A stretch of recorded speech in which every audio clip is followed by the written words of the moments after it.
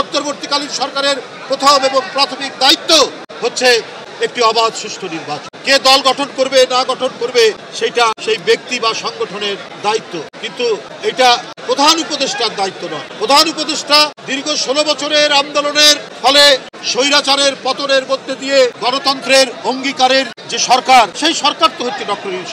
সুতরাং এখানে প্রত্যেকেই যারা গণতন্ত্রের সপক্ষে তারা দল গঠন করতে পারে, তারা রাজনৈতিক মতামত দিতে পারে, কিন্তু সরকারের দায়িত্ব হচ্ছে যে প্রত্যেকে যাতে প্রতিযোগিতা করতে পারে, অংশগ্রহণ করতে পারে এবং একটি নির্দিষ্ট সময় এবং দ্রুততর সময়ের মধ্যে অবাধ সুষ্ঠু নির্বাচন নিশ্চিত করতে পারে। সেই অঙ্গীকার, সেই কমিটমেন্টটা তো আপনার দিতে হবে জনগণ।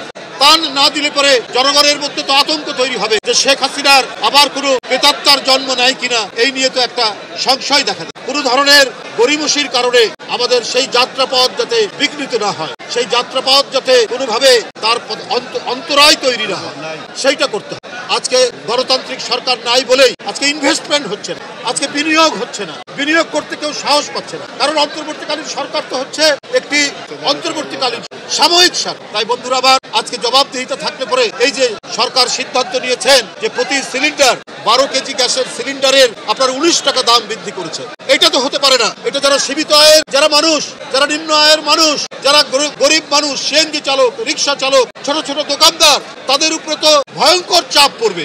সুতরাং এই যে আপনার গ্যাসের সিলিন্ডারের গ্যাসের দাম যে বৃদ্ধি, অর্থাৎ যেটি গৃহস্থালিতে ঘরের কাজে যে গ্যাস জ্বালানো হয়, অর্থাৎ আপনার রান্নার জন্য যে গ্যাস জ্বালানো হয়, সেই গ্যাসের দাম যদি বৃদ্ধি হয় 19 টাকা প্রতি সিলিন্ডারে, এটা তো সাংঘাতিক ধরনের অর্থনীতির উপর একটা চাপ পড়বে, গরিব মানুষের উপর চাপ। এটা সম্পূর্ণ অযৌক্তিক, এটা গণবিরোধী।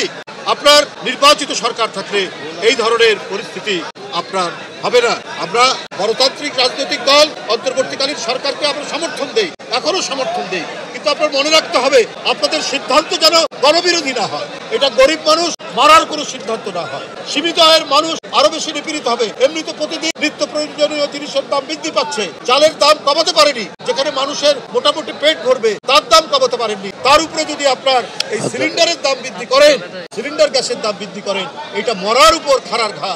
যারা অপরাধ করেছে তাদের তো বিচার হতেই হবে, আপনারা সবাই জানি। আর এটা নিষিদ্ধ হবে কি হবে না কি হবে, এটা তো সমস্ত রাজনৈতিক দলের সাথে অন্তর্বর্তীকালীন সরকার বসে তারপরে তারা সিদ্ধান্ত নেবেন যে এটা তারা কি করবে। তো সেইটা তো বসে সিদ্ধান্ত তো এখনো নেওয়া হয়নি, এটা সিদ্ধান্ত নিয়ে তারাই ঠিক করবে যে আওয়ামী লীগ কিভাবে তারা কাজ করবে। এখন তো তারা যেটা করছে, তারা সন্ত্রাসমূলক কাজ, বিভিন্ন জায়গায় তারা মারামারি করার চেষ্টা। তো সেইটা তাদের মধ্যে যে ওই যে পুরনো কি সেদিন পর্যন্ত তার ক্ষমতা ছিলেন, যে ধরনের মাফিয়াতন্ত্র এবং গুন্ডামির যে ভাব, সেইটা এখনো তাদের মধ্যে যায়নি। কিন্তু তারা রাজনীতি করতে পারবে কি পারবে না, এটা জাতীয় সিদ্ধান্তের ব্যাপার।